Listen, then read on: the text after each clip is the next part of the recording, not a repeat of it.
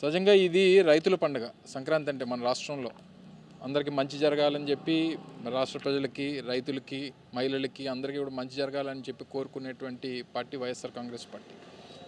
ఏదైతే రైతులు పడుతున్నటువంటి కష్టాలు గడిచినటువంటి సంవత్సరంలో మనం చూసాం, మహిళలు పడినటువంటి కష్టాలు చూసాం.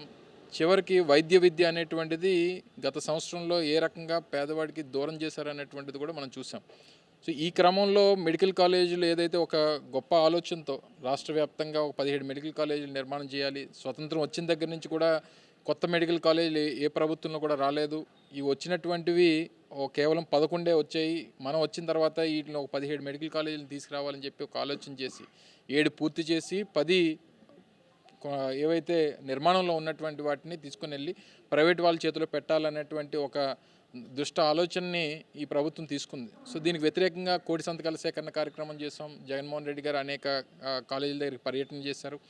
వీటన్నిటికన్నా మించి ఈ కొత్త సంవత్సరంలో ఉన్న ఈ ప్రభుత్వానికి బుద్ధి రావాలని గత సంవత్సరంలో ఇచ్చినటువంటి జీవోలన్నింటినీ కూడా ఈ భోగి మంటలో కలిపేసి సహజంగా భోగి పండుగ ఏంటంటే కష్టాలని, బాధల్ని, మనకున్నటువంటి గత సంవత్సరంలో జరిగినటువంటి నష్టాలని వీటన్నిటిని కూడా అందులో వదిలేయాలనేటువంటి అభిప్రాయంతో మనం పండుగ చేసుకుంటుంటాం.